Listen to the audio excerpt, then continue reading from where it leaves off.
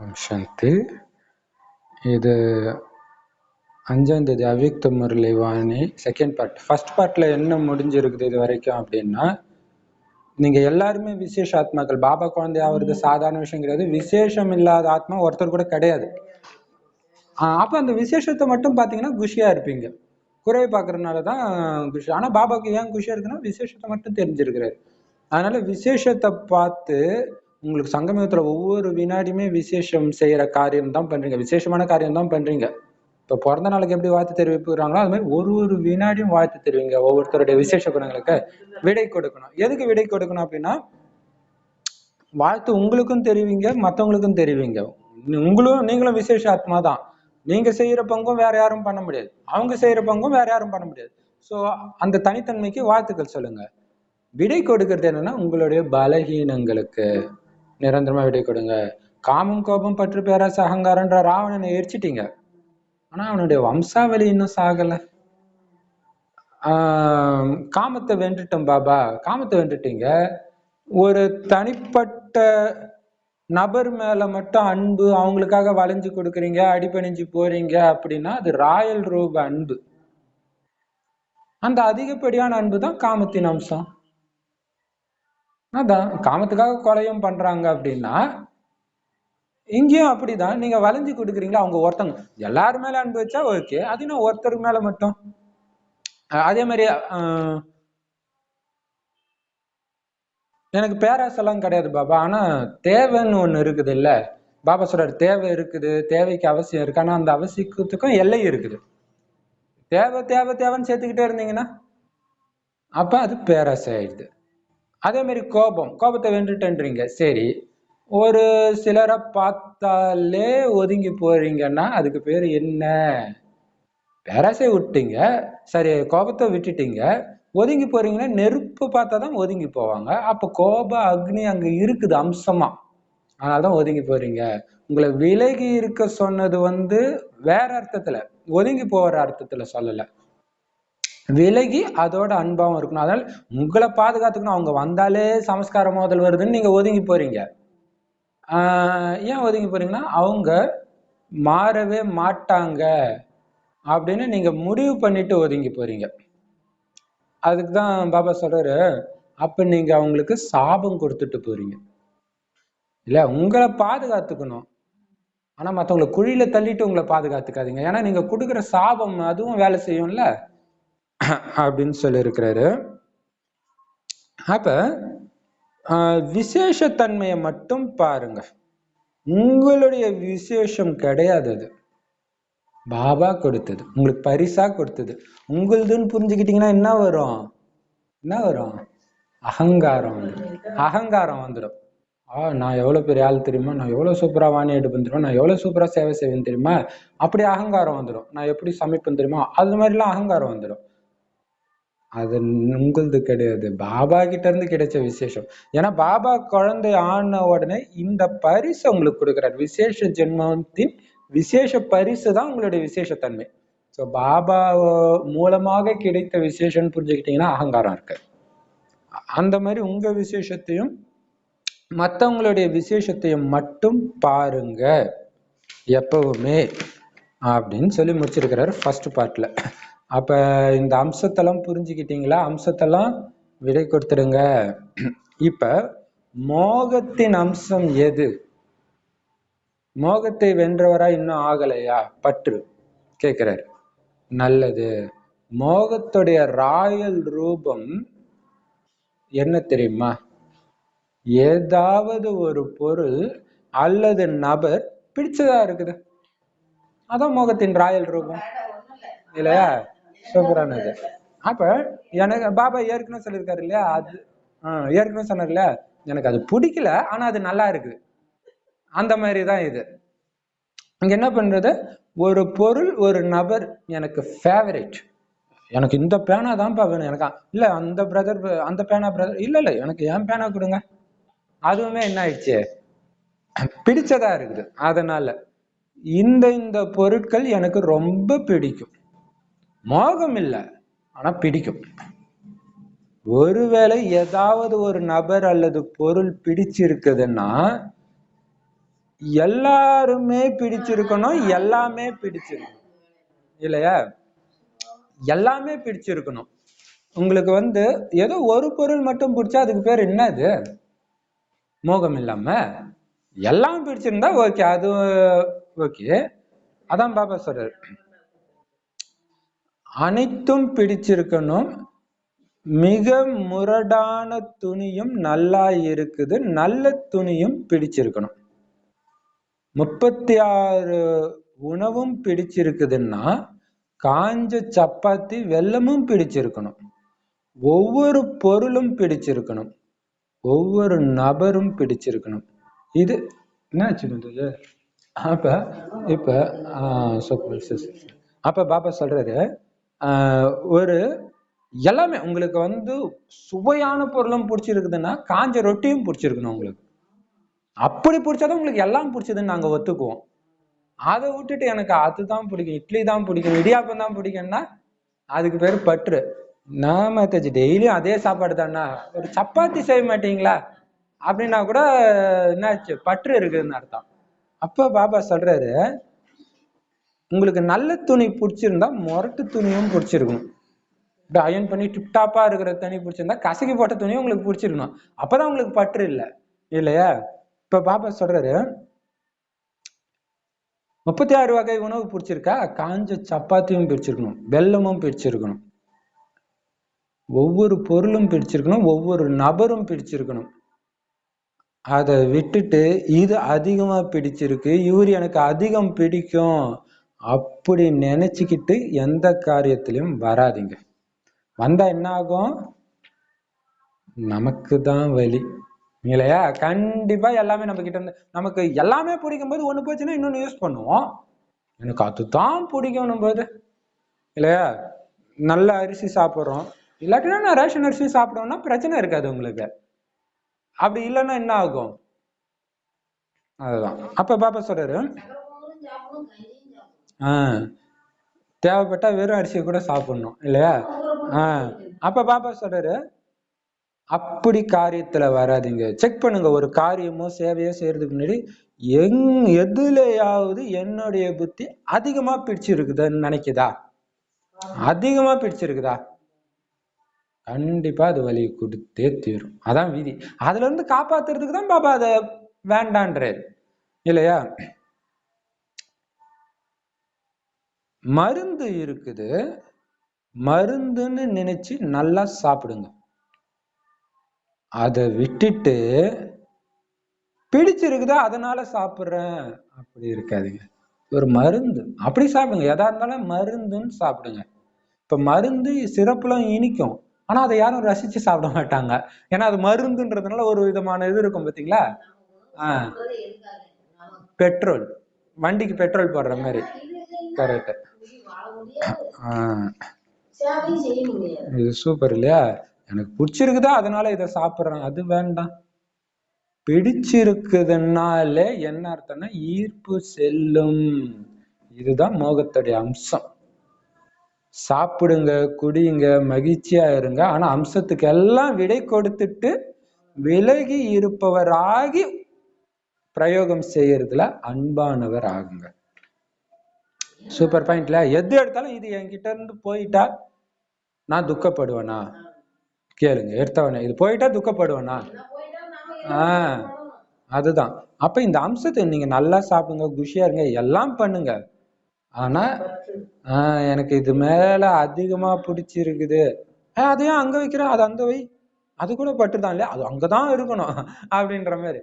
So அப்படியெல்லாம் இருக்குதா, அந்த அம்சத்துக்கெல்லாம் முதல்ல விடை கொடுத்துட்டு விலகி பிரயோகப்படுத்துங்க, உபயோகப்படுத்துங்க இல்லையா? அது குறிப்பா சென்டர்ல வந்து எல்லாமே வந்து பாபா தான் கொடுக்குறாரு.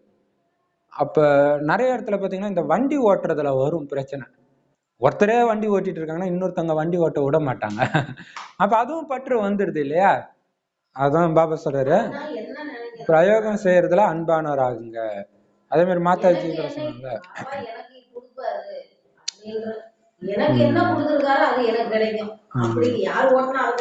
சரி பாப்தாதாவுடைய பண்டாராவில இருந்து இயல்பாகவே நியமப்படி எல்லாமே கிடைக்கிறதுக்கான வழி செய்யப்பட்டிருக்கு. அதனால இது ரெண்டு அர்த்தம். பண்டாரான்றது சமையல் அறையிலும் அர்த்தம், மற்ற இதுவும் அர்த்தம், மற்ற பொக்கிஷங்களும். அதனால எவ்வளவு வேணுமோ சாப்பிடுங்க, ஆனா தனியா சாப்பிடாதீங்க. அப்புறம் என்ன பண்ணும்? தந்தையுடன் சேர்ந்து சாப்பிடுங்க. தந்தையுடன் சேர்ந்து சாப்பிடுறீங்க, தந்தையுடன் சேர்ந்து மனமகிழ்ச்சிக்கான காரியம் செய்றீங்கன்னா இயல்பாகவே எப்பவுமே நீங்க எங்க இருப்பீங்க தெரியுமா? அந்த கோட்டுக்கு உள்ள அசோகவனத்துல இருப்பீங்க, சோகம் இல்லாம.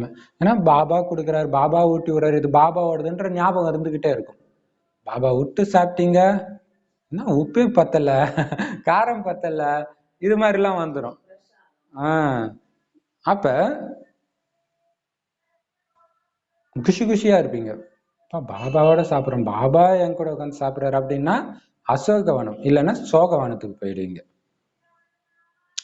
அங்க அப்படி நீங்க பாபாவோட அந்த கோட்டுக்குள்ளேயே இருக்கிறீங்கன்னா ராவணனுடைய அம்சம் கூட வர முடியாது. அந்த கதையில வச்சிருக்கிறது எப்படி எழுதியிருக்காங்க, இதை புரிஞ்சுக்கிட்டு பார்த்தாதான் அது புரியும். அது அவ்வளவு சூப்பரா இருக்காங்க. அந்த கோட்டுக்கு என்னன்ற ராவணனுடைய மூச்சு கூட வர முடியாது. அதுலயுமே அப்படித்தானே இருக்கும், பக்தியிலுமே. அதான் சார், அம்சம் கூட வர முடியாது. அதனால சாப்பிடுங்க, குடியுங்க, குஷியா இருங்க. ஆனா தந்தையுடனும் கோட்டுக்கு உள்ளேயும் இருக்கணும். இப்ப இது பாருங்க, அப்ப பாபா சொல்றாரு கோட்டுக்கு உள்ளேயும் நீங்க இருக்கணும். பிறகு எந்த விஷயமே உங்களுக்கு கஷ்டமாவே அனுபவம் ஆகாது. ஒவ்வொரு விஷயமே மன மகிழ்ச்சி கொடுக்கிறதாகத்தான் அனுபவம் ஆகும். பாபா கூட இருக்காரு, கூட இருக்கிறாருன்னு போது ஒரு பெரிய விஷயமாவே தெரியாது இல்லையா? பாபா கூட இருந்து அந்த கோட்டுக்கு உள்ளேயும் நீங்க இருந்தீங்க, ஸ்ரீமத்ன்ற கோட்டுக்குள்ளேயும் இருந்தீங்கன்னா கஷ்டமாவே தெரியாது. எல்லாமே மன மகிழ்ச்சி கொடுக்கறதா இருக்கும். எது? மத்தவங்க உலகம் கஷ்டம்னு சொல்ற விஷயம் கூட உங்களுக்கு மன மகிழ்ச்சி கொடுக்கறதா ஆயிடும். குஷி குஷியா இருக்கும். அவங்களுக்கு ஆச்சரியமா இருக்கும், நம்ம இதுக்காக தானே கம்ப்ளைண்ட் பண்ணோம், இவங்க எப்படி இதை குஷியா பண்ணோம், அப்ப நமக்குள்ள ஏதோ ப்ராப்ளம் அப்படின்னு புரிஞ்சுக்காங்க. ஸோ புரிஞ்சுட்டீங்களா என்ன பண்ணணும்னு? எப்பவுமே மன மகிழ்ச்சிக்கான காரியங்கள் செய்யுங்க. அப்படின்னா என்ன அர்த்தம்? பாபாவோடு சேர்ந்து செய்யுங்க, தனியா செய்யாதீங்க. அப்புறம் பற்று இல்லாம செய்யுங்க. நல்லது.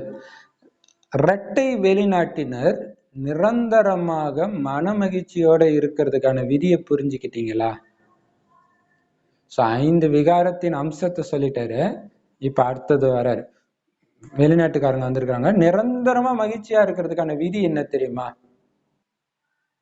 அதான் ஏற்கனவே சொன்னதான், பாபா கூட இருக்கணும், அம்சத்தை உள்ள விட்டுறக்கூடாது. கஷ்டமா இல்லை தானே? தந்தையோட உட்கார்ந்துட்டீங்கன்னா எதுவுமே கஷ்டமா இருக்காது. ஒவ்வொரு நேரமும் மன மகிழ்ச்சியைத்தான் அனுபவம் செய்வீங்க. ஒவ்வொரு வினாடியும் தனக்காகவும் மற்றவங்களுக்காகவும் வாழ்த்துக்களின் வார்த்தைகள் வெளியாகி கொண்டே இருக்கும்.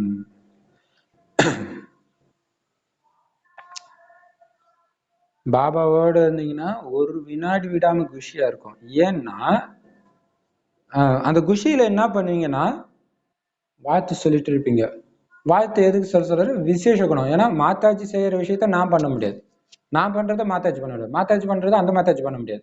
ஸோ ஒவ்வொருத்தருக்கும் ஒவ்வொரு விசேஷம் தான். அப்ப அந்த விசேஷம் மட்டுமே தெரியும்போது வாழ்த்தையே சொல்லிட்டு இருப்போம் பாபாவோட இருக்கனால. ஏன்னா விசேஷத்தை மட்டும்தான் பாபாவுமே பாக்குறாரு. அதனால நீங்க எல்லோருமே விடை கொடுத்து செல்ல வேண்டும் இல்லையா? உங்க கூடவே எடுத்துட்டு போக மாட்டீங்க தானே? ஏன்னா மதுபன் விட்டுட்டு போற பூமி. எதை? பலகீனங்களை. சோ இந்த அம்சத்தெல்லாம் விட்டுட்டு போவீங்க தானே, இல்ல கூடவே எடுத்துட்டு போவீங்களா?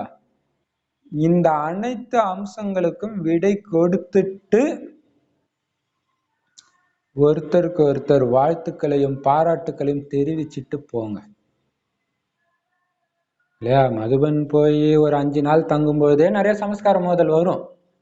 இப்ப அதான் பாபா சொல்றாரு, போகும்போது எடுத்துட்டே போறீங்களா? அதனால என்ன பண்ணோம், இங்கேயே எல்லாத்தையும் விட்டுட்டு ஒருத்தருக்கு ஒருத்தர் வாழ்த்து தெரிவிச்சுட்டு போங்க. அனைத்து வெளிநாட்டு குழந்தைங்களும் தயாரா இருக்கிறீங்க தானே? நல்லது. அந்த மாதிரி நிரந்தரமா விடை கொடுக்கிறவங்களுக்கு பாப்தாதா வாழ்த்துக்களை தெரிவிக்கிறார். ஏன்னா அது மிகப்பெரிய விசேஷ குணம். எது? விடை கொடுக்கறதுல நிரந்தரமா ராவணனுடைய அம்சத்துக்கு விடை கொடுக்கிறது. விடை கொடுத்ததற்கான பல மடங்கு வாழ்த்துக்கள். ஆல்ரெடி கொடுத்துட்டீங்கன்னு சொல்றாரு. ஏன்னா பாபா சொல்றாரு, கொடுக்கணும்னு சொல்லாதீங்க, கொடுத்துட்டேன்னு சொல்லுங்க, அதுக்கு வாழ்த்துக்கள். அந்த மாதிரி எப்பவுமே மன்மனாபவ, அதாவது எப்பவுமே மன மகிழ்ச்சியோடு இருக்கிற, எப்பவுமே ஒரு தந்தையில முழு உலகத்தையும் அனுபவம் செய்யக்கூடிய அந்த மாதிரி விசேஷங்களை பார்க்கும் விசேஷ ஆத்மாக்களுக்கு பாப்தாதாவுடைய அன்பு நினைவுகள் மற்றும் நமஸ்காரம்.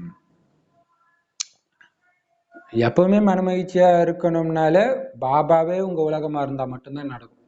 அந்த உலகத்துக்குள்ள இன்னொருத்தரை விட்டீங்க, முடிஞ்சு போச்சு இல்லையா?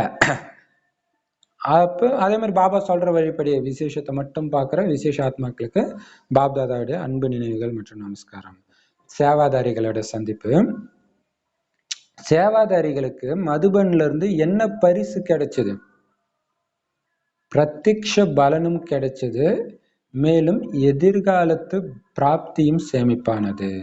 அப்படி இரட்டை பரிசு கிடைத்தாகிவிட்டது. குஷி கிடைத்தது. நிரந்தர யோகாவின் பயிற்சி உடையவர் ஆனீங்க அப்படிங்கிற இந்த பிரத்யக்ஷ பலன் கிடைச்சது. ஆனா இதன் கூடவே எதிர்காலத்து பிராப்தியும் சேமிப்பானது. அப்படி இரட்டை வாய்ப்பு கிடைச்சது.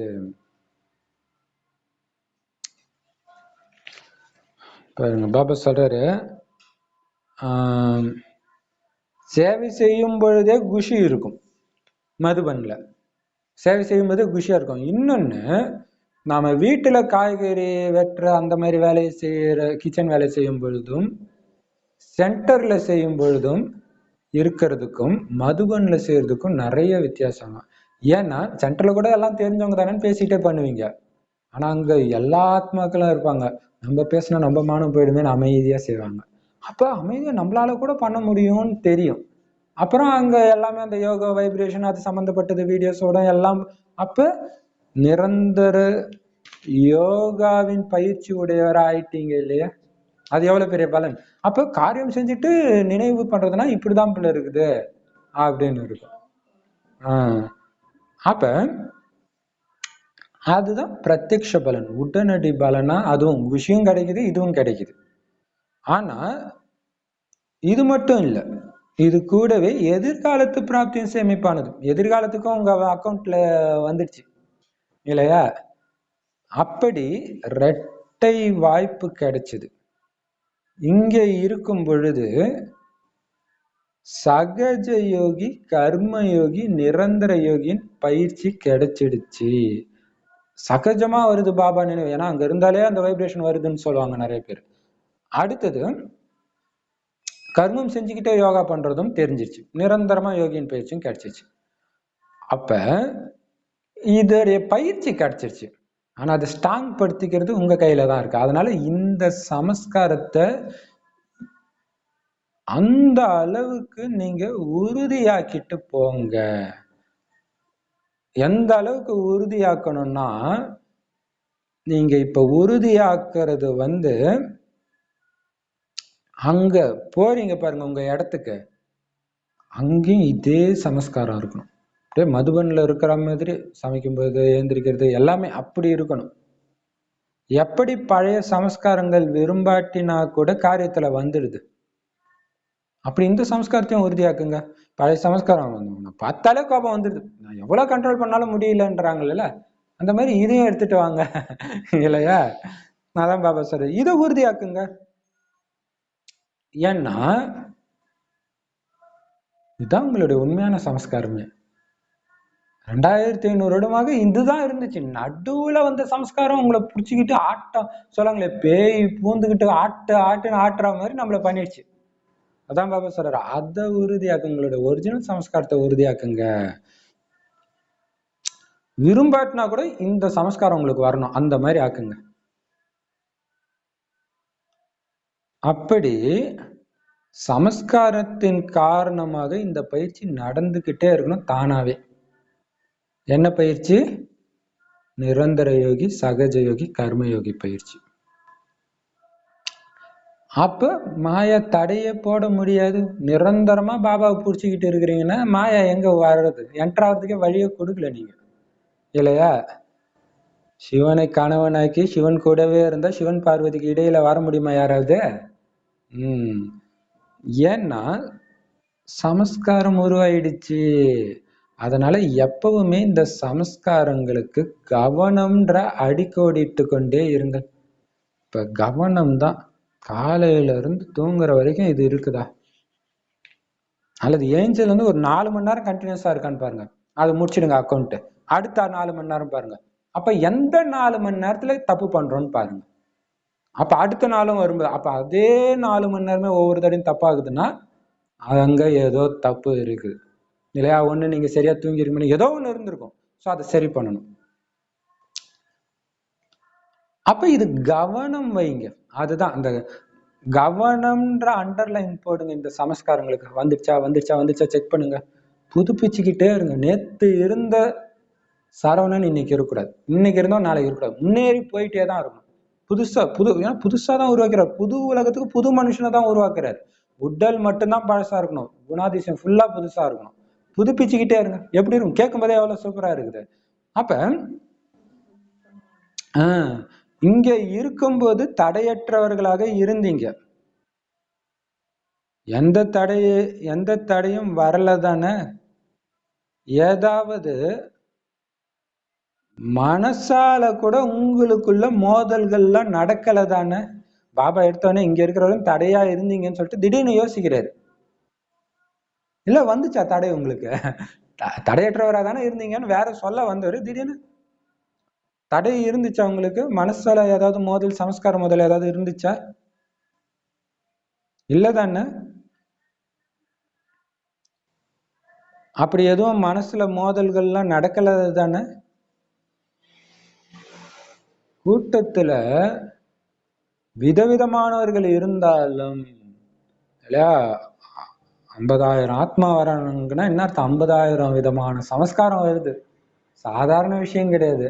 சோ அப்படி விதவிதமானவர்கள் கூட்டத்துல இருந்தாலும் தந்தையை பாருங்கள் என்று இருந்தீங்களா, அல்லது சகோதரன் சகோதரியை பாருங்கள் என்பதும் இருந்ததா? பாபா சகோதரன் சகோதரியா பார்க்க சொன்னாரு? எதா இருந்தாலும் தந்தையை மட்டும் பார்க்க சொன்ன மாதிரி இருந்தீங்களா, அல்லது இவங்களையும் பார்த்துட்டு இருந்தீங்களா? நான் இந்த சமஸ்காரம் இப்படி இத்தனை வருஷம் பாபா குழந்தை இப்படி இருக்கிறாங்க இப்படியே பேசிட்டு இருக்கிறீங்களா? ஏன்னா அங்க அவ்வளவு ஒண்ணும் இல்லை. அங்க தட்டை கழுவிட்டு வைக்கிற இடத்துல பாத்தீங்கன்னா ஒவ்வொருத்தங்க சாஃப்டா இருப்பாங்க, ஒருத்தன் அப்படி தூக்கி போடுவாங்க, இதெல்லாம் இருக்கும் இல்லையா? அதான் இப்ப பாபா சொல்றாரு,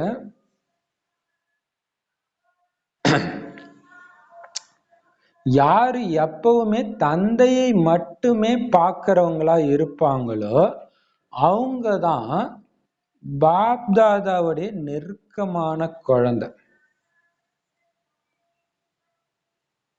ஆனா யாரு தந்தைய பார்த்துக்கிட்டு சகோதரனையும் சகோதரியையும் பார்க்கறாங்களோ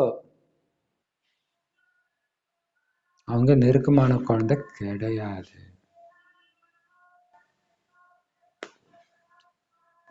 பாபா உங்களை மாதிரி விசேஷமான ஆத்மா இல்லைன்னு ஆரம்பிச்சுட்டு அடிக்கிறாரு பாருங்க, இல்லையா?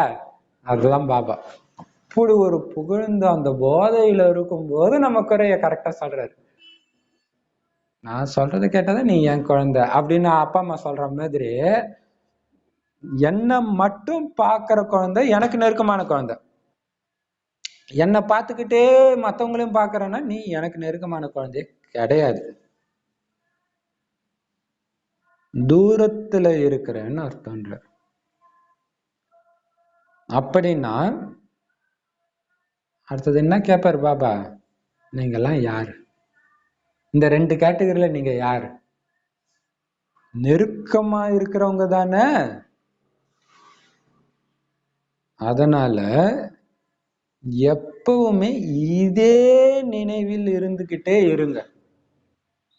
என்ன நினைவுல? நான் பாபாவை மட்டுமே பார்த்துட்டு பாபாக்கு பக்கத்துல இருக்கிற ஆசைப்படுறேன். மற்றவங்களை பார்த்தா பாபா என்னை தள்ளி வச்சிடுவார், ஊரை விட்டு ஒதுக்கி வைக்கிற மாதிரி இது இல்லையா? ஊரை விட்டு ஒதுக்குறது பெரிய தண்டனை இல்லை, பாபா ஒதுக்குறது தான் பெரிய தண்டனை இல்லையா? இந்த நினைவிலே இருந்துட்டு இருங்க. வெளியில இருந்துகிட்டும் தந்தைய பாருங்க அல்லது தந்தைய ஃபாலோ பண்ணுங்க அப்படிங்கிற இந்த பாடத்தை உறுதியாக்கிட்டே இருங்க. மதுபனை விட்டு நீங்க போனா கூட என்ன இருக்கணும், நான் பாபாவைத்தான் பார்ப்பேன், பாபாவைத்தான் ஃபாலோ பண்ணுவேன். தந்தையை பின்பற்றி நடக்கிறவங்க ஒருபொழுதும் சூழ்நிலைகள் பிரச்சனைகள்ல ஆட மாட்டாங்க. சிவபாபா எதுக்காக ஆடுறாரு? எல்லாம் அவரோட குழந்தை தான், எல்லாரும் அவருக்கு பிடிக்கணும், ஆனா சாட்சியா தான் இருக்காரு. ஏன்னா அவருக்கு தெரியும் கர்ம கணக்கை அனுபவிச்சு தான் ஆகணும். அவர் நடுவில் வந்து என்ன பண்ண போறாரு? இப்ப விடுவிச்சாலும் மறுபடியும் அதை அனுபவிச்சுதான் ஆகணும். அப்ப கம்முன்னு இருக்கிறது தான் நல்லது இல்லையா? அப்ப ஆட மாட்டாங்க. ஏன்னா பாபா ஒரு பொழுதும் மேலே கீழே ஆடவில்லை தான் இல்லையா? பாபா ஆடுறாரா? 50,000 பேர் இருக்கிறாங்கன்னா 50,000 பேரும் ஃபுல் பாபா நிலையில இருப்பாங்கன்னு சொல்ல முடியாது. அதுல கொஞ்சம் பேருக்காவது புத்தி வேற எங்கேயாவது போகும். பாபா டென்ஷன் ஆகுறாரா? ஆகல இல்லையா? பெரும்பான்மையானவர்கள் பாபா இதயத்துலன்னா என் இதயத்துல பாபான்னு தான் இருக்கிறாங்கன்றது. அப்ப பெரும்பான்மையானவர்கள் சொன்னாலே என்ன அர்த்தம்? கொஞ்சம் இருக்கிறாங்க, அதை பத்தி அவர் கவலைப்படல, டிராமா படி அது நடக்குதுன்னு விட்டுறாரு. அப்படி பாபா எப்படி எப்பவுமே ஆடுறது இல்லையோ, மேல கீழே அவருடைய மனநிலை போகலையோ, அந்த மாதிரி தந்தைய பார்க்கிறவங்களும், தந்தைய மட்டுமே எல்லா விஷயத்திலையும் பார்க்கிறவங்களும் ஆடாத அசையாது ஒரே சீரா இருப்பாங்க. நல்லது. அனைத்து ஆசைகளும் நிறைவேறிடுச்சா? அங்கதான் கேட்டாரு. ஆசைக்கும் ஒரு அளவு இருக்குதுன்னு சொன்னாரு. இப்ப சொல்றாரு, உங்க ஆசையெல்லாம் நிறைவேறிடுச்சா? நீங்க எல்லோருமே அவங்களுடைய சேவையில நல்ல பங்கு செஞ்சீங்க. நல்ல பங்கு நீங்க செஞ்சீங்கன்றதுக்கான அடையாளம் ஒவ்வொரு வருஷமும் தானாவே உங்களுக்கு அழைப்பு வரும். இதுதான் நடைமுறையில நினைவு சின்னத்தை உருவாக்குவது இல்லையா? சேவையில நீங்க பண்ணதை பார்த்து மறுபடியும் நீங்க வாங்க அப்படின்னு அவங்கள கூப்பிடுவாங்க. இதுதான் நடைமுறையில நினைவு சின்னத்தை உருவாக்குறதுன்றார். அங்க செலவைக்கிறாங்க, அதை விடுங்க. இங்க அவங்க மனசுல ஒரு நினைவு சின்னத்தை வச்சுட்டீங்க. இந்த மாத்தாச்சுன்னா அவங்கள நம்பிதான்ப்பா அந்த பொறுப்பை ஒப்படைக்கணும். போன தடவை நல்லா பண்ணாங்கப்பா, எனக்கு நீங்க நம்பி ஒப்படைக்கலாம்ப்பா. நான் இப்ப அது ஒரு நினைவு சின்னம் ஆயிடுச்சு இல்ல அவங்க மனசுல. அந்த நினைவு சின்னமும் உருவாகும் தான், பின்னாடி உங்களுக்கு உருவாகும், கோயில்ல உருவாகும், அதெல்லாம் உருவாகும் தான். ஆனா இப்பவே உங்களுக்கு உருவாயிடுது. யாராவது நல்ல சேவை செய்றீங்கன்னா எல்லாருடைய வாழ்வில இருந்தும் என்ன வரும்? அவங்கள கூப்பிடுங்கன்னு தான் வெளியாகும் இல்லையா? அதனால அந்த மாதிரி நீங்க நிரூபிக்கணும். அதன் காரணமா என்ன ஆகும்னா, சாதாரண சேவை பண்ணிட்டு இருக்கிற நீங்க நிரந்தர சேவாதாரியா ஆகிடுங்க இல்லையா? ஒரு தடவை வந்தீங்க சேவை, இப்ப நிரந்தர சேவாதாரியா ஆகிடுங்க. எல்லாரும் கூப்பிட கூப்பிட கூப்பிட அப்புறம் உங்களுக்கு டைமே இருக்காது இல்லையா? அப்படி நிரந்தர சேவாதாரி ஆகிடுங்க. அப்ப என்ன சொல்லணும் அவங்கன்னா, உங்களை ஏங்க அனுப்புறீங்க, மதுபன்லயே வச்சுக்கோங்கன்னு சொல்லணுமா? எல்லாரும் ரெக்கமெண்ட் பண்ணாதான் அங்க இருக்க முடியும். ஏன்னா எல்லாருக்கும் பிடிச்ச, ஏன்னா அவங்களே எல்லாத்தையும் விட்டுட்டு அங்க போய் இருக்கிறாங்க. அங்க போய் எல்லாரும் கூட சண்டை போடுறவங்கள கூட வச்சுக்குவாங்க, எல்லாரோடையும் ஒத்து போறவங்க. அப்ப எல்லாரும் ரெக்கமெண்ட் பண்ணணும். அப்ப நிரந்தர சேவாதாரி ஆயிடுவீங்க இல்லையா? நல்லது. எவ்வளவு பெரிய பொக்கிஷம் மதுபன்லயே இருக்கிறதுனா. இப்ப மதுபன் வாசிகளோட சந்திப்பு. இப்ப இங்க இருந்து போன சேவாதாரிகள் கிட்ட சந்திச்சாரு, இப்ப மதுபன்ல இருக்கிறவங்களை சந்திக்கிறாரு. மதுபன் நிவாசிகளோ அனைத்து பிராப்தி சொரூபமானவர்களே. ஏன்னா மதுபனுடைய மகிமை மதுபனுடைய விசேஷ படிப்பு. மதுபன்ல இருக்கிற விசேஷ தொடர்பு, மதுபனின் விசேஷ வாயு மண்டலம், இது எல்லாமே உங்களுக்கு பிராப்தி ஆகியிருக்கு. அதனாலதான் அனைத்து பிராப்தி சொரூபமானவர்கள்னு சொல்றாரு. உங்களுக்கு என்ன இல்லை, பாபா வந்த அந்த புண்ணிய பூமிக்கு ஒரு மகிமை இருக்குது, அதுல சுட சுட உங்களுக்கு முரளி கிடைக்குது. டைரக்டா மதுபன் வாசிகளுக்கு தான் நேரடியா கிடைக்குது. அப்புறம் விசேஷ தொடர்பு, திரும்புற பக்கமெல்லாம் அன்னப்பறவை இல்லையா, எல்லாம் பாபா குழந்தைங்க எப்படி இருக்கும். அப்ப அது மட்டும் இல்லாம விசேஷ வாயு மண்டலம், எந்த நேரம் யோகா ஞானம் சேவை இதுலேதான் போயிட்டு இருக்கு, தாரணை இதுலேதான் போயிட்டு இருக்குன்னா இந்த வாயுமண்டலம் எப்படி இருக்கும். அதனால உங்களுக்கு எல்லாமே பிராப்தி ஆகியிருக்கு. வெளியில இருக்கிறவங்க தங்களுடைய எல்லா ஆசைகளையும் நிறைவேற்றுறதுக்காக மதுபனுக்கு வராங்க. அங்க முன்னாடி சேவாதாரி சந்திப்பிலே பாபா சொன்னார்ல, உங்க ஆசையெல்லாம் நிறைவேறிடுச்சா அப்படின்ட்டு.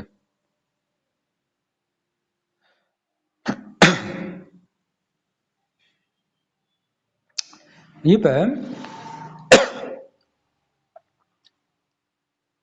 அவங்களுடைய ஆசையை நிறைவேற்றிக்கிறதுக்காக தான் மதுபனுக்கு வராங்க எல்லாருமே, வெளியில இருக்கிறவங்க. ஆனா நீங்க இங்கேயே உட்கார்ந்துட்டு இருக்கிறீங்க. உடலாலும் பாப்தாதா எப்பொழுதும் கூடவே இருக்கட்டும். ஏன்னா மதுபன்ல அனைவரும் ஸ்தூல ரூபத்துல துணையின் அனுபவம் செய்யறாங்க. அதனால உடலாலும் துணை இருக்கட்டும், அதாவது ஸ்தூலமாகவும் துணை இருக்கட்டும், மேலும் ஆத்மாவோ தந்தையின் கூடவே தான் இருக்கிறது. அப்படி 2 துணை ஆகிவிட்டது இல்லையா.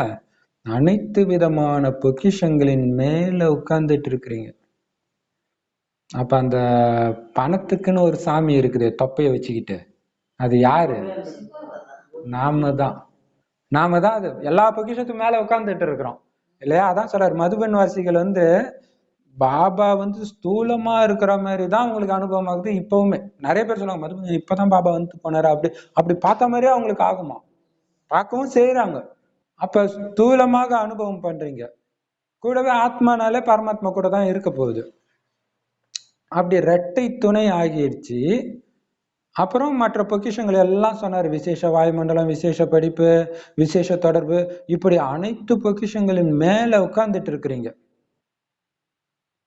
அனைத்து சுரங்கங்களின் அதிபதிகள் ஆகிட்டீங்க இல்லையா.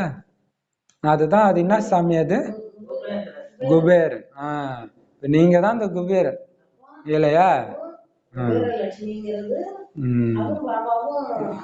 அதுதான். ஏன்னா இப்பயே எல்லாமே அங்க கூட ஞானம் இருக்காது சொர்க்கத்துல, இந்த ஞானத்துல இருந்து எல்லாமே இருக்குது. மதுபன்ல இருக்கிறவங்களுடைய மனசுல இருந்து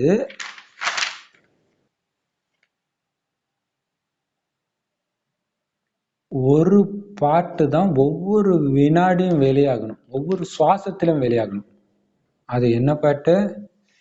எதை அடையணுமோ அதை அடைஞ்சிட்டான், அடையாத பொருள் ஒண்ணு கூட இல்லை. இந்த பாட்டு தான் உங்களுக்கு எப்பயுமே வந்துட்டு இருக்கும். ஏன்னா கடவுள் கண்ணுக்குள்ள வச்சு பார்த்துட்டு இருக்கிறாரு அந்த இடத்த, அங்க உட்காந்துட்டு நீங்க குறை சொல்லலாமா? மதுபன்ல இருக்கிறவங்களோ எப்பவுமே புத்தம் புது பொருட்களை அருந்துபவர்கள். அப்படி யாரு எப்பவுமே புத்தம் புது பொருளை அருந்துபவர்களாக இருப்பாங்களோ அவங்க எவ்வளவு ஆரோக்கியமானவர்களாக இருப்பாங்க. நீங்க அனைவரும் வரம் பெற்ற ஆத்மாக்கள், எப்பவுமே பாப்தாதாவுடைய வளர்ப்புல வளர்ந்துட்டு இருக்கிறீங்க. வெளியில இருக்கிறவங்களுக்கோ வேறு சூழ்நிலையில் செல்ல வேண்டியதாக இருக்கிறது. அதனால அவங்களுக்காக முக்கியமாக ஏதாவது வரதானம் கொடுக்க வேண்டியதா இருக்குது. ஆனா நீங்க வரதான பூமியில உட்கார்ந்துட்டு இருக்கிறீங்க. வெளியில இருக்கிறவங்களுக்கு ஒரு வருஷத்துக்காக புத்துணர்வு தேவையா இருக்குது. அதனால உங்ககிட்ட உங்க ஒவ்வொருவருக்கும் பாப்தாதா என்ன கூறுவது,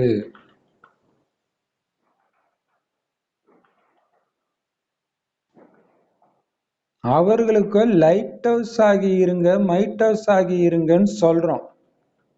உங்களுக்கும் இதையே சொல்லலாமா என்ன? வெளியில இருக்கிறவங்களுக்கு இந்த விஷயத்துடைய அவசியம் இருக்குது. ஏன்னா இதுதான் அவங்களுக்காக தாமரை மலர் ஆகிடுது. அதன் மேல விலகி இருப்பவராகவும் மேலும் அன்பானவராகவும் ஆகி இருக்கிறாங்க. பொதுவாகவே வீட்டுக்கு யாராவது வராங்கன்னா அவங்கள கவனிக்கத்தான் வேண்டியதா இருக்குது. நீங்களும் எப்பவுமே வீட்டுல இருக்கிறீங்க.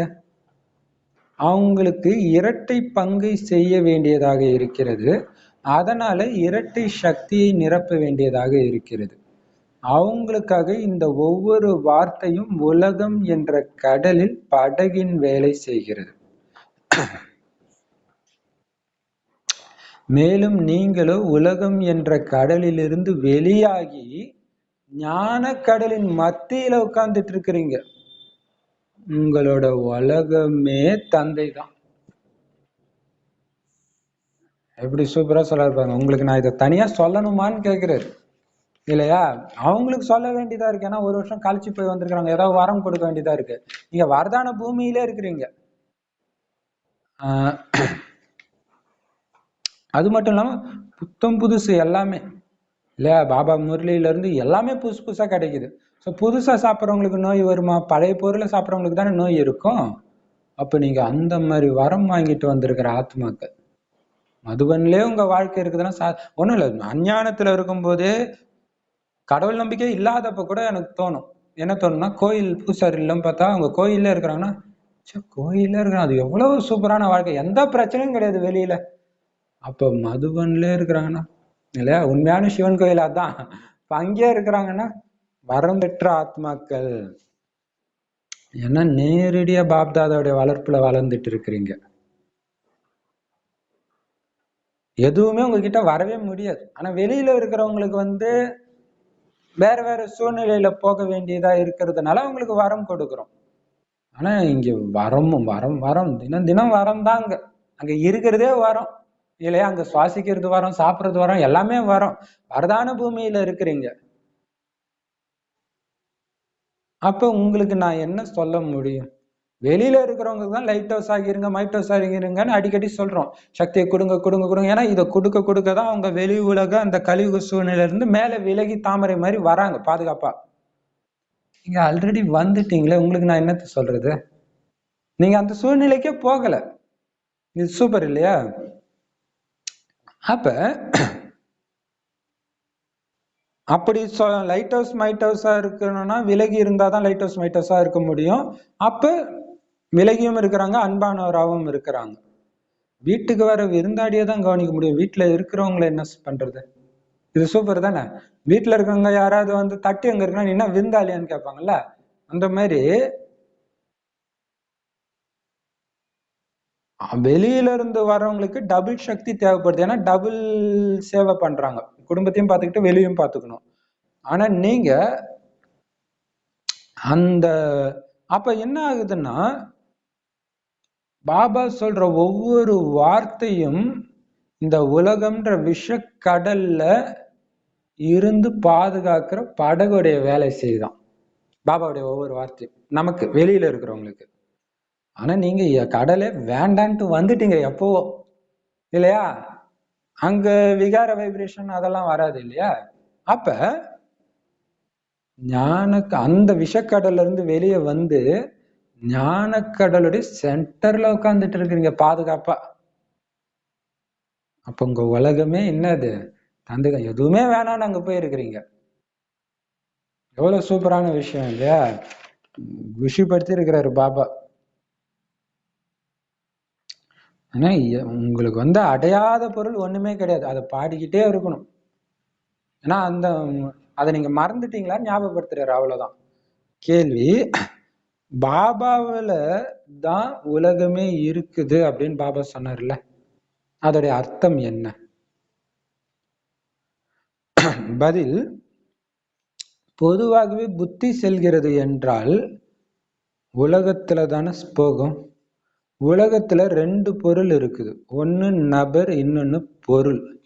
தந்தையே உலகம் அப்படின்னா அனைத்து நபர்களிடமிருந்தும் என்ன பிராப்தி ஆகுமோ அது ஒரு தந்தையிடம் இருந்தே உங்களுக்கு ஆகுது. மேலும் அனைத்து பொருட்கள்ல இருந்து என்னென்ன திருப்தி ஏற்படுதோ அதுவும் தந்தையிடம் இருந்துதான் உங்களுக்கு கிடைக்குது.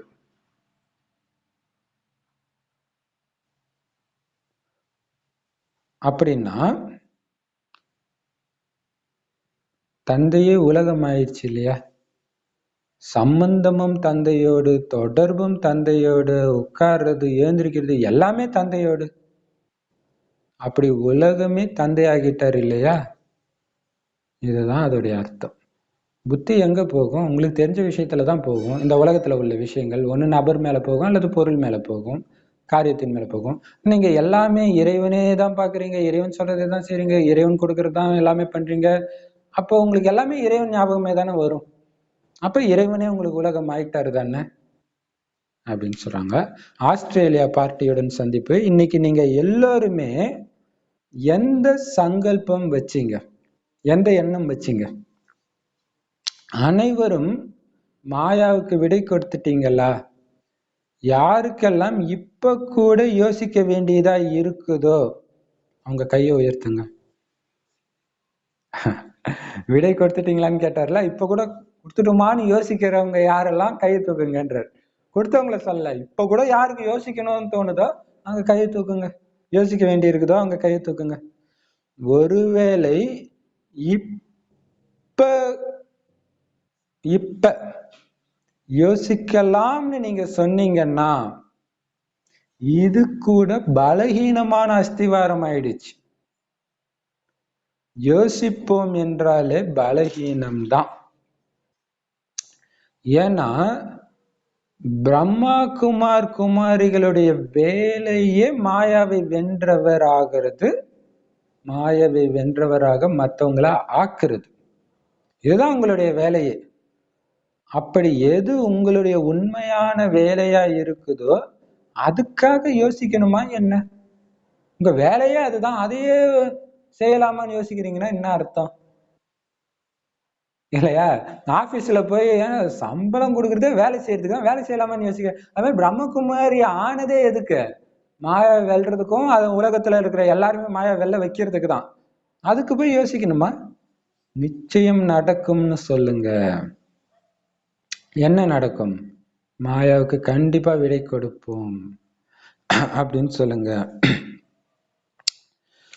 எப்படி சென்ற வருடம் நிறைய இடங்கள்ல சேவை நிலையங்கள் திறப்போம் அப்படின்னு உறுதியான எண்ணத்தை வச்சுட்டு போனீங்க, அதனால நிறைய கிளை நிலையங்கள் திறக்கப்பட்டுச்சு தானே?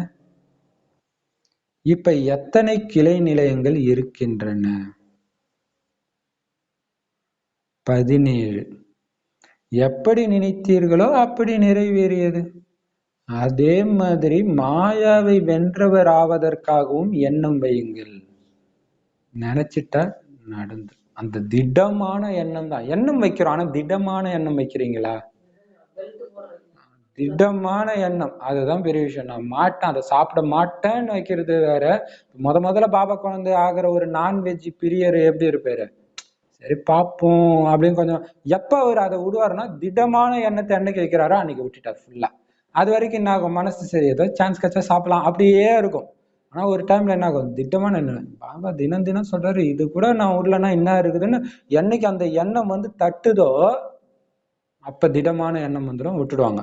அதே மாதிரிதான் இங்கேயும் பாப்பா சொல்றாரு, மாயாவை வென்றவர் ஆவறதுக்கும் அந்த மாதிரி திடமான எண்ணம் வையுங்க. பாப்தாதாவோ குழந்தைங்களுடைய தைரியத்தின் மேல அடிக்கடி பாராட்டுக்களை தெரிவிக்கிறார். குழந்தை தைரியம் வைக்குது, கையை தூக்க சொன்னா கையை தூக்குது, அது தைரியம் பாராட்டுறாரு. வருங்காலத்துல இன்னும் சேவையில, ஏன்னா அந்த எண்ணம் தான் காரியமா மாறுது. எண்ணம் கரெக்டா வச்சுட்டீங்கன்னா முடிஞ்சிடும். சொர்க்கம் உருவாக்க போறோம் அப்படின்னு தெரிஞ்சு அந்த எண்ணத்துல பாபா வர்றாரு, அது நிறைவேறுது. இந்த எண்ணம் தான் எல்லாமே. வருங்காலத்துல இன்னும் சேவையில வளர்ச்சி அடைஞ்சுக்கிட்டே இருங்க. நீங்க அனைவருமே பாப்தாதாவுடைய மனதுக்கு பிடித்தமான குழந்தைங்க. பாப்தாதாவும் துணைவர்கள் நீங்க இல்லாம எதுவுமே செய்ய முடியாது. நீங்க மிக மிக மதிப்புள்ளவர்கள். எப்படி நடுவுல ஆரம்பத்துல அப்படியே புகழ்ந்து நடுவுல கொஞ்சம் அடி அடிச்சு மறுபடியும் அப்படியே புகழ்ந்து தூக்கி விட்டாரு. ஏன்னா மிக மிக மதிப்பு வாய்ந்தவங்க. ஏன்னா நீங்க இல்லாம எங்களாலே எதுவும் பண்ண முடியாது. நல்லது அப்படின்னு சொல்லி முடிக்கிறார் வரதானம். யதார்த்த நினைவு மூலம் அனைத்து சக்திகள் நிரம்பியவர் ஆகக்கூடிய எப்பொழுதும் ஆயுதம் தரித்த கர்மயோகி ஆகுங்கள். அதுக்கு விளக்கம், யதார்த்த நினைவுடைய அர்த்தம் என்னன்னா, அனைத்து சக்திகள்னால எப்பொழுதும் நிரம்பி இருக்கிறதுன்னு அர்த்தம். பிரச்சனைகளுடைய சூழ்நிலை என்ற எதிரி வரான், மேலும் ஆயுதங்கள் உபயோகத்துல வரல அப்படின்னா உங்களை ஆயுதம் தரித்தவர்னே சொல்ல முடியாது. ஒவ்வொரு காரியத்திலும் நினைவு இருந்தாதான் வெற்றி கிடைக்கும். எப்படி ஒரு வினாடி கூட காரியம் செய்யாம இருக்க முடியாது, அதே மாதிரி எந்த ஒரு காரியமும் யோகா இன்றி செய்ய முடியாது.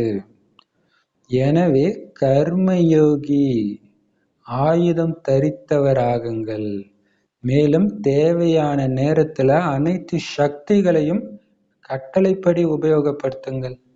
அப்பொழுதுதான் யதார்த்த யோகின்னு சொல்லுவோம்.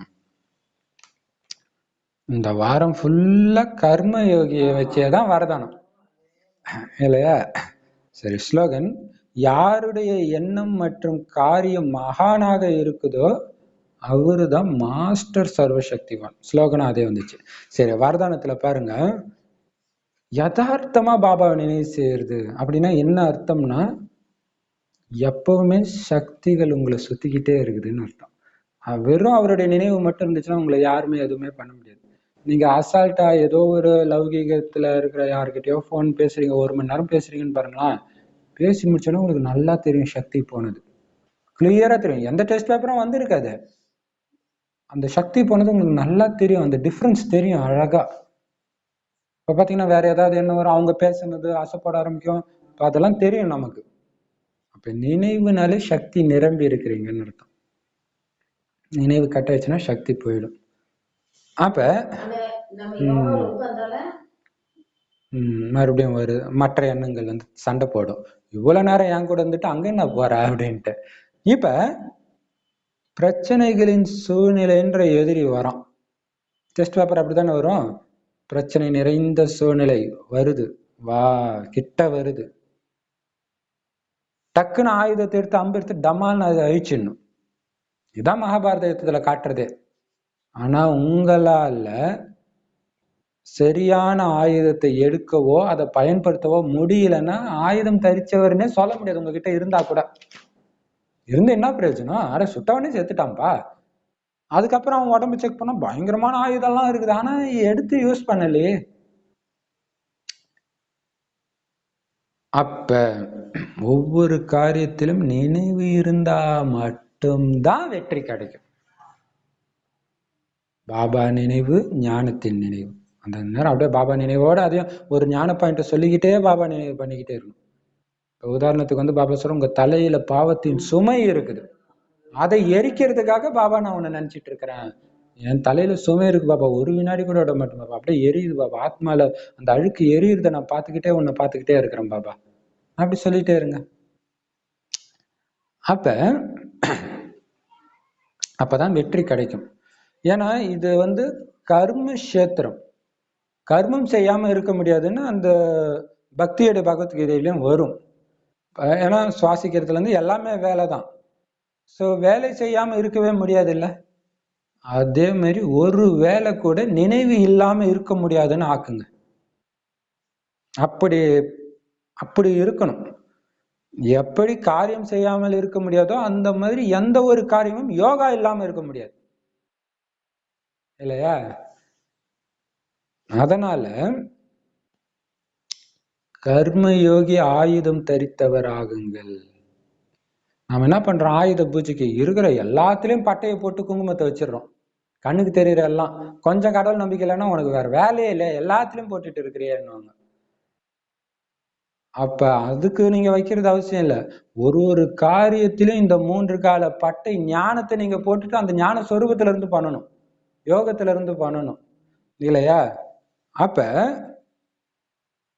அப்படி நீங்க இருந்தீங்கன்னா, கர்ம யோகியா இருந்தீங்கன்னா ஆயுதம் தரிச்சவரா இருப்பீங்க. அப்ப சரியான நேரத்துல எல்லா சக்தியும் உங்க கட்டளைப்படி வேலை செய்யும். அது மட்டுமே நினைவுல இருந்தா சரி. கொஞ்சம் இப்படியும் பார்க்கலாம். பாபா சொன்னாரு, என்ன சொன்னாரு? தூரத்துல இருக்கிறவங்க கிட்ட இருக்கிறவங்கன்னு சொன்னாரு. யார் கிட்ட இருக்கிறாங்க, யார் தூரத்துல இருக்கிறாங்க? பாபாவை மட்டும் பார்த்து பாபா மட்டும் ஃபாலோ பண்றவங்க. அதேதான் திரும்ப திரும்ப வெவ்வேறு வார்த்தையில சொல்றாரு. அப்பதான் யதார்த்த யோகின்னு சொல்ல முடியும் இல்லையா? ஒரு பாபாவை மட்டும் பாத்தீங்கன்னா எல்லாமே உங்க கட்டளைப்படி நடக்கும்.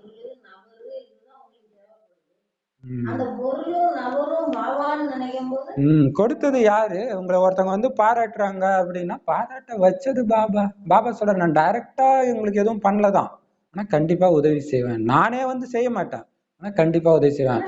அப்ப அவங்களுக்கு டச் பண்ணி உங்களை பாராட்ட சொன்னது எல்லாமே யாரு? பாபா இல்லையா? ஸ்லோகன், யாருடைய எண்ணமும் காரியமும் மகானா இருக்குதோ, உயர்ந்ததா, எண்ணமும் உயர்ந்ததா இருக்குது. எண்ணம் உயர்ந்ததா இருந்தாலே சொல் காரியம் அப்படிதான் இருக்கும். அப்படியா ஒவ்வொரு எண்ணமும் காரியமும் உயர்ந்ததா இருக்குதோ அவங்கதான் மாஸ்டர் சர்வ சக்திவான். அனைத்து சக்திகள் நிறைஞ்சு இருக்கிறாங்க அந்த ஆத்மான்னு அர்த்தம். கோபத்துல வெட்ட வரவங்க கிட்ட கூட அப்படியே தைரியத்தோட அதே நேரத்துல அன்பாவும் பேசுறாங்கன்னா என்ன அர்த்தம்? சக்தின்ற பொக்கிஷ சுரங்கத்து மேல உட்கார்ந்துட்டு இருக்கிறாங்கன்னு அர்த்தம் இல்லையா? அந்த குபேரனுடைய அர்த்தமே இன்னைக்குதான் தெரியுது இல்லையா? அது மேல உட்கார்ந்துட்டு இருக்கிறீங்க நீங்க. அது எப்படி நீங்க அந்த சக்தியில இருக்கிறீங்கன்னு பாபாவுக்கு தெரியும். உங்களுடைய எண்ணமும் நடத்தையும் சொல்லும் இல்லையா? எண்ணம் சொல் செயல் காட்டி கொடுக்கும், வைப்ரேஷன் காட்டி கொடுக்கும். அப்பதான் நீங்க மாஸ்டர் சர்வ சக்திவான். அடுத்தது பார்ட்டிகளின் சந்திப்பு இன்னொன்னு கொடுத்துருக்குறாங்க. சான் பிரான்சிஸ்கோ குரூப்போட சந்திப்பு. அனைத்து பிரம்மகுமார் மற்றும் குமாரிகளுடைய விசேஷ கடமை என்ன தெரியுமா? எல்லா பிரம்மகுமார் குமாரிகளுடைய விசேஷ கடமை என்ன? எல்லாரையுமே ஒரு விசேஷ தன்மையோடயே பார்க்கணும். எல்லாத்தையும் ஒவ்வொருத்தரும் படிச்சிட்டீங்களா ஏற்கனவே? இல்ல, இப்ப புதுசா சொல்றாரு. இப்ப பாபா சொல்றாரு, அனைத்து பிரம்மகுமார் குமாரிகளுடைய விசேஷ கடமை என்ன? பிரம்மா பாபாவுடைய விசேஷ காரியமா என்ன இருந்துச்சு? புது உலக ஸ்தாபனை தான் பிரம்மாவுடைய காரியமா இருந்துச்சு. அதனால பிரம்மா குமார் குமாரிகளுடைய விசேஷமான காரியமாக என்ன ஆச்சு? பாபாவுடைய கடமை தான் என்னுடைய கடமையும். பாபாவுடைய கடமை புது உலகத்தை உருவாக்குறதுனா உங்களுக்கும் அதுதான் இருக்கணும் இல்லையா? ஸ்தாபனையின் காரியத்துல சகயோகியா இருக்கிறது. அதனால எப்படி அமெரிக்காவுல விநாசம் செய்யறவங்களுடைய விநாசத்தின் வேகம் அதிகமாகிட்டே இருக்குதோ அதே மாதிரி ஸ்தாபனைக்கு பொறுப்பாளரான குழந்தைங்களுடைய வேகமும் தீவிரமா இருக்குதா? அழிக்கிற வேலைய அவங்க அதிவேகமா பண்ணிட்டு இருக்கிறாங்க இல்லையா? இப்ப சுத்தி உலகத்துல அப்படிதான் நடக்குது. யார் வேணாலும் கொலை பண்ணலான்ற மாதிரி நடக்குது, எல்லா இடத்துலயுமே நடக்குது. பார்த்துட்டே இருக்கிறோம், நமக்கே ஆச்சரியமா இருக்குது. யாருமே கேட்கவும் மாட்டாங்கன்றதும் அதை விட ஆச்சரியமா இருக்குது. அப்ப நெருங்கிட்டு இருக்குது, கேட்டாங்கன்னா அவ்வளவுதான் அப்படின்ற மாதிரி ஆயிட்டு இருக்குது.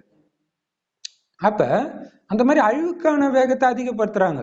இது ஆக்சுவலா பாப்பா வெளிநாட்டுல சொல்றாருன்னா இங்கேயே அது மாதிரி ஆயிடுச்சு. அப்ப விநாச வேலையை அவங்க பண்றாங்க. ஸ்தாபனைக்கு தானே நீங்க பொறுப்பாளர், அதுக்கு ஈக்குவலா நீங்க வேகம் ஆயிட்டீங்களா? வேகமா செய்திகளும் கொடுத்துட்டீங்களா? அவங்களும் மிக அதிக வேகத்துடனும் விநாசம் செய்யறதுக்கு தயாரா இருக்கிறாங்க. நாங்க ரெடி, கடவுள் கிட்ட சொல்றாங்க, நான் ரெடிப்பா, நீ ஆள ரெடி பண்ணிட்டியான்னு கேக்குறாங்க இல்லையா? சொர்க்கத்தை உருவாக்கணும், நரகத்தை அழிக்க நாங்க ரெடி, நீ ரெடி பண்ணிட்டியான்னு கேக்குறாங்க. அவங்க தயாரா இருக்கிறாங்க. அவங்க எவர் ரெடியா இருக்கிறாங்க, ஒரு பட்டனை தட்டா முடிஞ்சு போச்சு. அதே மாதிரி நீங்க எல்லோரும் ஸ்தாபனையின் காரியத்துல இதே அளவுக்கு எவர் ரெடியாக அதிவேகத்துல போயிட்டு இருக்கிறீங்களா? வேகமெல்லாம் பத்தாது, அதிவேகத்துல போயிட்டு இருக்கிறீங்களா? அவங்களுடைய வேகம் அதிகமா இருக்குதா, உங்களுடைய வேகம் அதிகமா இருக்கா? அவங்க 15 வினாடியில விநாசம் செய்யறதுக்கு தயாரா இருக்கலாம். 15 செகண்ட் கொடுங்க, நாங்க உலகத்தை அழிச்சிடுறோம்ன்றாங்களாம். அப்ப அதை விட வேகமா நீங்க போனீங்கன்னா எப்படி இருக்கணும்? ஒரு வினாடியில நீங்க தயாரா? எப்படி கேக்குறப்ப அப்படியே அப்படியே அந்த யுத்த மைதானத்துக்கு முன்னாடி 2 பேரும் நிக்க வச்சுட்டு கேக்குற மாதிரி இருக்குது. ஒரு வினாடியில தயாரா? என்ன வேகமா இருக்குது உங்க வேகம்? ஒரு நொடியில ஸ்தாபனையின் காரியம் என்றால் என்ன அர்த்தம்னா, ஒரு நொடியில நீங்க திருஷ்டி கொடுத்தீங்க, உடனே உலகம் உருவாயிடுச்சு. அந்த மாதிரி வேகம் இருக்குதா? அந்த அளவு சக்திசாலியா வச்சிருக்கிறீங்களா? வேற எந்த எண்ணமும் இல்லாம உலகம் சொர்க்கமாக்கணும், எல்லாரையும் தேவதையாக்கணும், இந்த ஒரு எண்ணம் மட்டுமே உங்களுக்குள்ள ஓடிட்டு இருந்தாதான் அந்த பவர்ஃபுல்லான திருஷ்டி வரும். உங்களுடைய எண்ணம் எல்லாமே, கனவு எல்லாமே இதாவே இருந்தாதான் அது நடக்கும். இந்த மாதிரி ஆயிட்டீங்களா? சுப பாவனை நிரம்பி வழியுதா?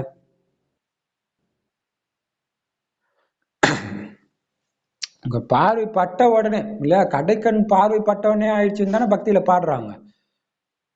அந்த மாதிரி வேகம் இருக்குதா? ஒரு நொடி திருஷ்டியிலே உலகம் உருவாயிடுச்சுன்ற அளவுக்கு வேகம் இருக்குதா?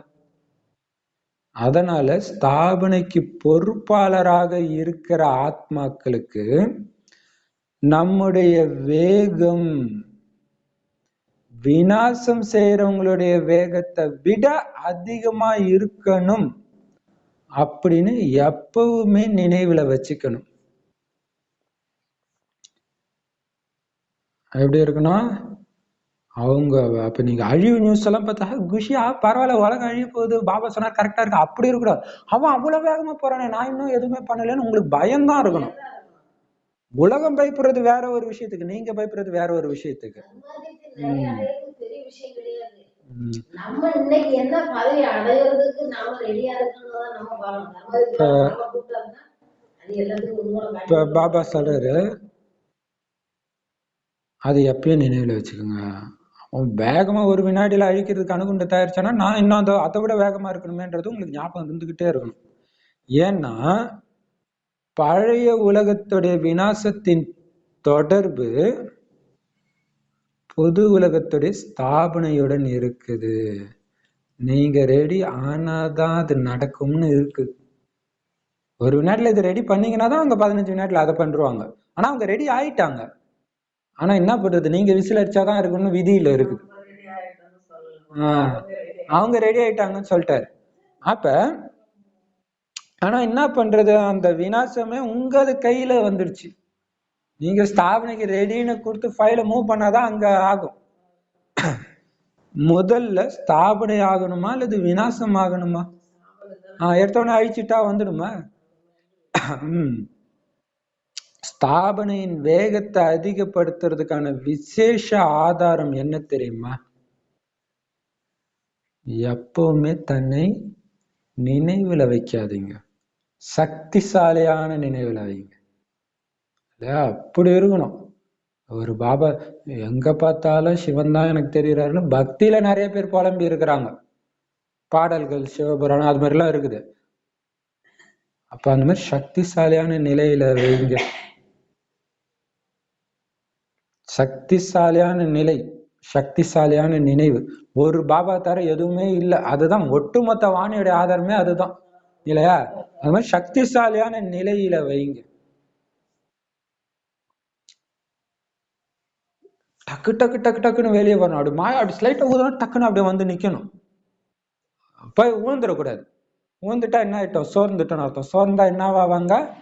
தாசி ஆவாங்க. அது மைண்ட்ல ஓடிட்டே இருக்கு. ஞாபகம் இருக்கா? போன வாரம் வந்தது, போன வாரம் ஞாயிற்றுக்கிழமை முறையில உதாசீனம் பண்ணீங்க, தாசி ஆயிடுவீங்க அப்படின்னு சொன்னாரு. இப்ப சக்திசாலியா இருக்கணும். ஞானம் நிறைந்ததின் கூடவே சக்தி நிறைந்த நிலையில் வையுங்க உங்களை. ஞானமும் நிறைஞ்சிருக்கணும், சக்தி நிறைஞ்ச நிலையிலும் நீங்க இருக்கணும். வீண் விஷயம் உள்ள வந்துடக்கூடாது. வந்துச்சுன்னா உங்க சக்தியை குடிச்சிடுதுன்னு புரிஞ்சுக்கோங்க. ஞானம் நிறைந்ததின் கூடவே சக்தி நிறைந்த நிலையும் இணைஞ்சிருக்குதுன்னா அப்பதான் ஸ்தாபனையின் காரியம் அதிவேகத்துல நடக்கும். ஞானம் சக்தி நிறைந்த நிலைனா என்ன அர்த்தம்? நிரந்தர யோகம் இல்லையா? ரெண்டும் இணைஞ்சு இருந்தாதான் ஸ்தாபனையின் காரியம் அதிவேகத்துல நடக்கும். பாபா இங்க வேகப்படுத்துங்கன்னு சொல்ல அதிவேகம்ன்ற வார்த்தை யூஸ் பண்றாரு. ஜெட்டு, மின்னல் வேகம் இல்லையா? அப்படின்னா அதிவேகத்துக்கான ஃபவுண்டேஷன் எங்க இருந்து ஏற்படும்? அமெரிக்காவில இருந்தா. அமெரிக்காவில கூட அநேக சேவை நிலையங்கள் இருக்குது. அதனால நம்பர் 1ல நாம தான் போவோம் அப்படின்னு எல்லாருமே இந்த லட்சியத்தை வைக்கணும். எனவே உங்களுடைய சேவை நிலையம் மூலமாக முதலில் ஆன்மீக குண்டு செல்லும் தானே.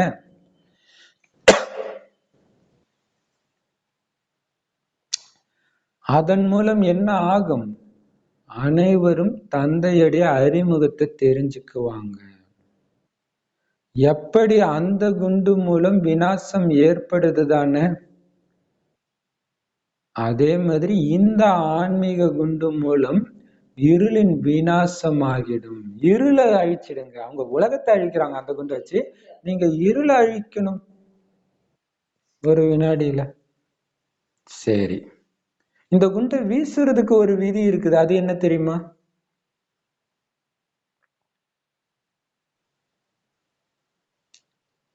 அந்த அரசாங்கம் கூட இந்த மாதிரி ஒத்திகை நடக்கும்னு தேதியை அறிவிக்கிறாங்க தானே. நீங்க சொல்லுங்க டேட்டு. நீங்க ஒத்திகை பார்க்குற நாள் எப்ப நல்லது அப்படின்னு முடிக்கிறார் இல்லையா? அந்த குண்டை வீசுறதுக்கான விதி என்ன? ஞானம் நிறைந்த நிலையும் சக்திசாலியான நிலையம். அப்ப அதுக்கு அவங்க நாங்க இந்த அணுகுண்டு டெஸ்ட் பண்ண போறோம் அப்படின்னு கடல்ல போய் டெஸ்ட் பண்ணுவாங்க டேட் சொல்லிட்டு. அது மாதிரி நீங்க எப்ப ரிஹர்சல் பார்க்க போறீங்க? எப்ப நடக்கும் உங்களுடைய ரிஹர்சல்? நல்லது அப்படின்னு பாபா வாணியை முடிச்சுட்டாரு. சரி, ஆமா, நம்ம கையில ஒப்படைச்சிட்டாரு. நீங்க தானே டேட் நிர்ணயிக்கணும்ட்டாரு இல்லையா? சரி, ஓம் சாந்தி. பாபா என்னன்னு சொன்னாரு?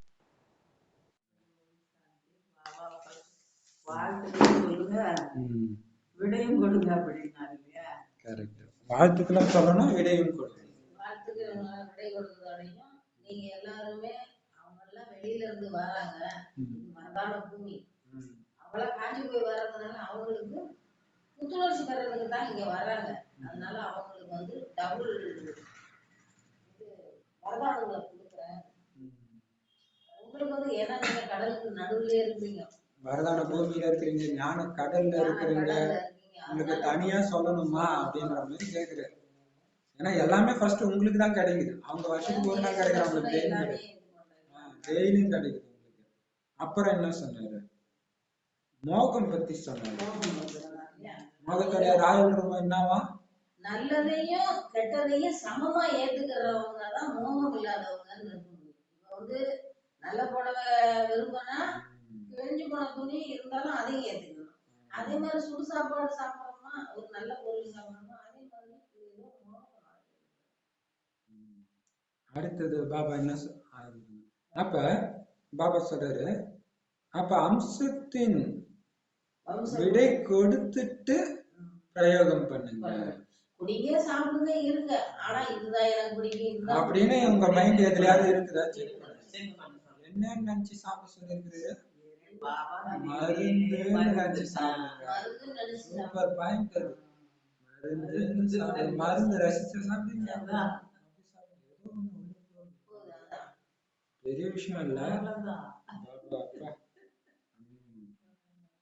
அடுத்தது பாபா சொல்றாரு, சேர்ந்து சாப்பிடுங்க. தனியா தனியா சாப்பிடாதீங்க. சாப்பிடணும். பாபாவோட சேர்ந்து சாப்பிடுங்க. சேர்ந்து சாப்பிட்டீங்கன்னா இயல்பாவே கோட்டுக்குள்ளதான் இருப்பீங்க. அப்ப என்ன ஆகும்? அசோக வனத்துலதான் இருப்பீங்க. தாண்டி போனதான் ராவண தூக்கிட்டு போலாம். உள்ள அம்சம் கூட வர முடியாதுன்ற. எப்பவுமே பாபா கூடவே இருக்கிற பிராக்டிஸ் இருக்கு பாருங்க, பெரிய பிராக்டிஸ். பாபாட்ட பேச, பாபா இது பண்றோம் அதை பண்றோம் இது பண்றோம். அப்படி நமக்கு பிடிச்சவங்க கூட இருந்தா பேசிக்கிட்டே இருக்கோம்ல மணிக்கணக்குல, அது மாதிரி பேசிக்கிட்டே இருக்கணும். பாபா சொல்றாரு. சரி, அடுத்தது என்ன சொன்னாரு? நிரந்தரமா மன மகிழ்ச்சியோட இருக்கணும் அப்படின்னா சதா எப்படி கர்மம் நிரந்தரமோ அப்படியே யோகமும் இருக்கணும். கர்மம் கர்மம் செய்யாம ஒரு வினாடி கூட எப்படி இருக்க முடியாதோ, அதே மாதிரி ஒரு கர்மம் கூட யோகம் இல்லாம இருக்க முடியாது. சம பாயிண்ட் இல்ல அது? சம பாயிண்ட். அப்பதான் வெற்றி கிடைக்கும் அப்படின்னு சொல்லியிருக்காரு. அப்புறம் சேவாதாரிகளுக்கு என்ன சொன்னாரு? ரெட்டை பலன், ரெட்டை பிராப்தியாச்சு. ஒண்ணு குஷி கிடைச்சது, 3 விதமான யோகாவுக்கான பயிற்சி கிடைச்சது. என்னென்ன யோகா? நிரந்தர யோகா, கர்ம யோகா, சகஜ யோகா. இந்த சமஸ்காரத்தை வெளியே போனாலும் வர்ற அளவுக்கு உறுதிப்படுத்துங்க. விரும்பாட்டினாலும் இதான் வரணும். அது ஒரு முக்கியமான விஷயம் இல்ல. சோ அதுக்கு கவனம் கொடுத்துக்கிட்டே இருங்க. இது என்னுடைய உண்மையான சமஸ்காரம். மதுபன்ல நீங்க என்னெல்லாம் பண்ணீங்களோ அதான் உண்மையான சமஸ்காரம். அதை நான் விட மாட்டேன்னு பயிற்சி பண்ணிட்டே இருக்கேன். சூப்பர் பாயிண்ட் அது இல்லையா? எப்படி அங்க இருந்தீங்களோ அதே மாதிரி இங்க நினைச்சுட்டே இருந்தீங்கன்னா அப்போ உங்க சேவாதாரியும் நல்ல ஒரு எல்லாருமே இவங்களை கூப்பிடுங்க, இவங்களை செய்யுங்க, இவங்களை மதுபனிலே வச்சுக்கோங்கன்னு. அப்புறம் பாபா சொன்னாரு, யாரு பாபாவுக்கு நெருக்கமான குழந்தை? பாபா கூட யாரு எல்லாத்துலயும் பாபாவை மட்டுமே பார்த்துக்கிட்டு பாபாவை மட்டுமே ஃபாலோ பண்ணாங்கன்னா நெருக்கமான குழந்தைங்க. யார் நெருக்கமான குழந்தைங்க இல்ல? யாரு பாபா நினைவு இல்லாம பாபாவையும் பார்த்துக்கிட்டு கூட இருக்கிறவங்களையும் சகோதரியும் பார்க்கறவங்க நீங்க தூரத்துல இருக்கிறீங்கன்ட்டு, பக்கத்துல தூரத்துல இருக்கிறீங்கன்ட்டு. எவ்வளவு பெரிய சாபம் இந்த வார்த்தை இல்லையா? சூப்பர். அடுத்தது வரதானம்.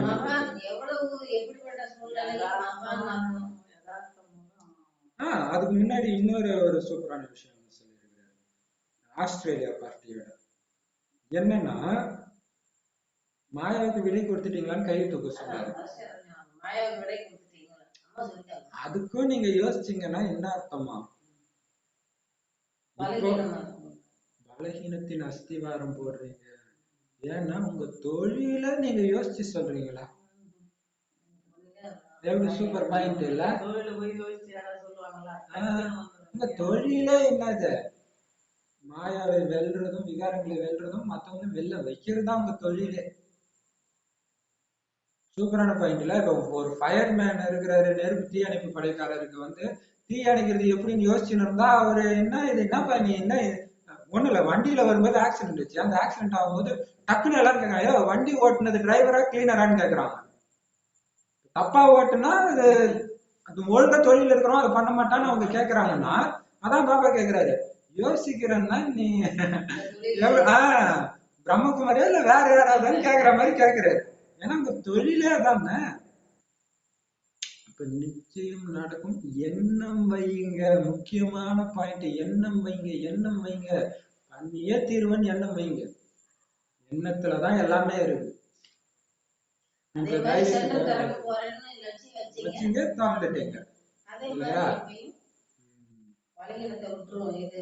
எல்லாத்தையும் சொல்லிட்டு கடைசி லைன்ல ஒரு குஷி படுத்தினாரு. என்னது? நீங்க இல்லாம எங்களால எதுவும் பண்ண முடியாது, நீங்க மிக மிக மதிப்பு வாய்ந்தவங்க. அதே எண்ணத்தை உங்களுக்குள்ள வளர்த்துக்கோங்க. வரதானம் என்ன சொன்னாரு? யதார்த்த நினைவுனா என்ன அர்த்தமா?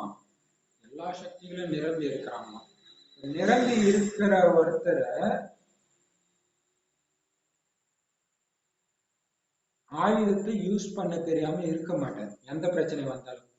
அப்ப இந்த ஞாபகம் இருந்தாதான் வெற்றி கிடைக்கும். ஒவ்வொரு காரியத்திலும் வெற்றி விநாயகனே அப்படின்னு பாடுறாங்கன்னா இல்லையா? அழிப்பதில், தடை அழிப்பதில் வெற்றி கண்டவனேன்னு அர்த்தம். அது எப்ப? அந்த நினைவு இருந்துகிட்டே இருக்கணும். பாபா நினைவு, ஞானத்தின் நினைவு இருந்துகிட்டே இருந்தா மட்டும்தான் வெற்றி கிடைக்கும். இல்லைன்னா கிடைக்காது. டிராபிக் கண்ட்ரோல மட்டும்தான் நான் நினைப்பேன், அமெரிக்கால மட்டும்தான் நினைப்பேன்னா கிடைக்காது. நிரந்தர நினைவு. அப்ப சக்திகள் உங்க கட்டளைப்படி இயங்கும். ஸ்லோகன் என்ன சொன்னாரு? யார் மாஸ்டர் சர்வசக்திவானோ, யார் வந்து எண்ணமும் காரியமும் மகானா இருக்குதோ அவங்கதான் மகானாத்மா, அவங்கதான் மாஸ்டர் சர்வசக்திவான்னு சொன்னாரு. ஒரு நொடியில பார்வையில உலகத்தை மாத்துற அளவுக்கு தயாராயிட்டீங்களா? முக்கியமான விஷயம் இல்லையா? தயாராயிட்டீங்களா? அதுக்கு என்னென்ன வேணும்? 2 நிலை வேணும். ஞானம் நிறைஞ்ச நிலையும் வேணும், சக்திசாலியான நிலையும் வேணும். சோ இதுல கவனம் கொடுத்துக்கிட்டே இருக்க. அதிவேகம், அதிவேகம், அதை லட்சியமா வைங்க. நாங்க வந்து காட்டுறோம், நம்பர் 1ல வருவோம் அப்படின்னு லட்சியம் வைங்க. அப்படி ஆன்மீக உண்டு போட்டீங்கன்னா என்ன ஆகும்? டேட்ட சொல்லுங்க.